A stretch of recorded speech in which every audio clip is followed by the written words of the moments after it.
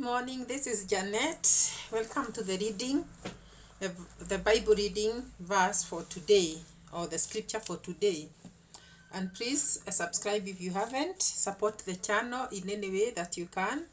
Give us a like if you like the video, and share if you can. So we are going to read Ecclesiastes chapter 11, and let's get on to it. Cast your bread upon the waters, for you will find it after many days. I want us to repeat that verse. Cast your bread upon the waters, for you will find it after many days. Give a serving to 7 and also to 8, for you do not know what evil will be on the earth. If the clouds are full of rain, they empty themselves upon the earth. And if a tree falls to the south or the north, in the place where the tree falls, there it shall lie. He who observes the wind will not sow, and he who regards the clouds will not reap. As you do not know what is the way of the wind, or how the bones grow in the womb of her who is with child. So, you do not know the works of God who makes everything. In the morning, sow your seed, and in the evening, do not withhold your hand. For you do not know which will prosper, either this or that, or whether both alike will be good. Truly, the light is sweet, and it is pleasant for the eyes to behold the sun. But if a man lives many years and rejoices in them all, yet let him remember the days of darkness, for there will be many. And that is coming is vanity, and all that is coming is vanity. Rejoice, O young man, in your youth, and let your heart cheer you in the days of your youth. Walk in the ways of your heart and in the sight of your eyes. But know that for all this, God will bring you into judgment. Therefore, remove sorrow from your heart and put away evil from your flesh. For childhood and youth are vanity. That is the scripture that we have read in Ecclesiastes chapter 11, and we are continuing to read Ecclesiastes, the book of Ecclesiastes, because we are learning a lot, and there are some scriptures that speak and we don't listen, but there are those that speak deep and we should listen, because this is one of them. Cast your bread upon the waters, for you'll find it after many days. What does that mean? Cast your bread upon the waters emphasizes the element of risk and uncertainty in commercial and agricultural enterprises.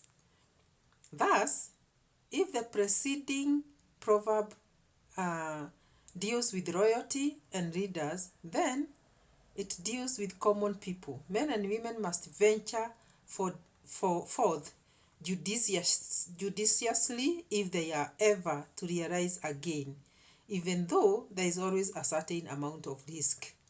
So, this verse tells us to just take the risk and do what we can. The risks are very uncertain, especially in the commercial areas where we do businesses. Sometimes, or agriculture, sometimes you invest not knowing what will come out of your investment, but you do it anyway because you have to cast your bread in many waters. If there is a profit, then you are lucky. If there isn't, you already tried.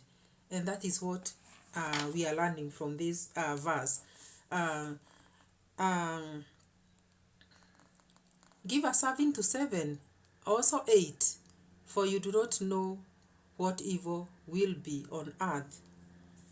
7 or 8, what does this mean? This urges us to be generous to as many as possible, and then we'll see what God will do. Yes, sometimes we don't understand scripture.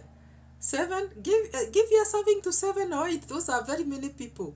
But the Bible tells us that we have to be generous to as many people as we can. So that is true, that it is good to be generous, and that is what the scripture tells us. But there's one verse that I need us to look at, and this is um, this is in the morning sow your seed, and in the evening do not withhold your hand, for you do not know which will prosper, either this or that, or whether both will be good. So this one just encourages us to go ahead and do what we can. Plant, invest.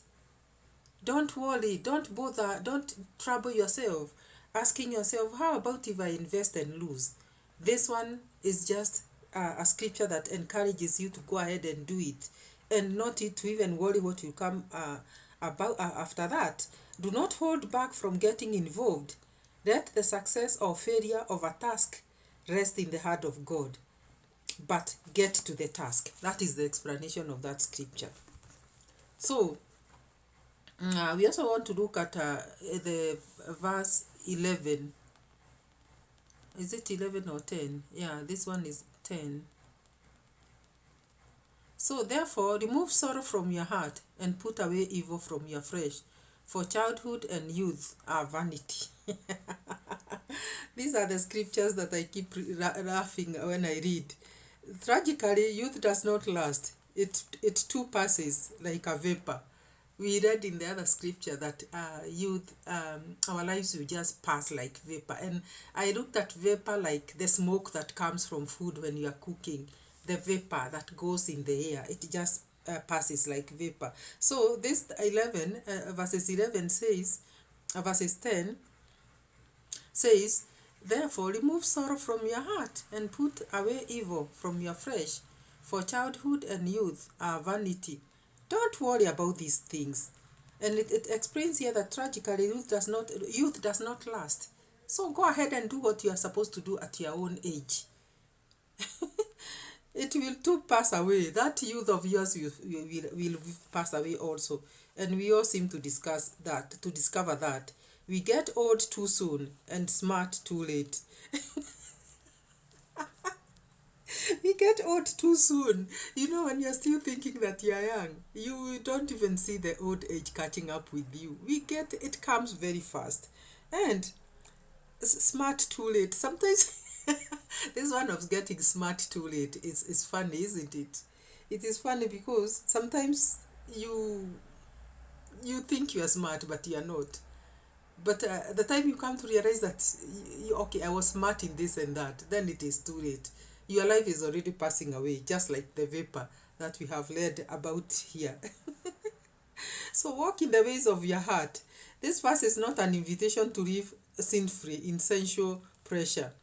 But instead, it urges young people to enjoy themselves completely while not forgetting that God will review the quality of their lives. So walk in the ways of your heart. Did you hear that?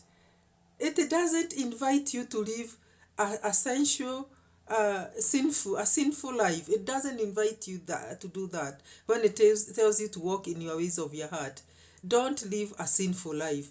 Instead, it urges young people to enjoy themselves completely.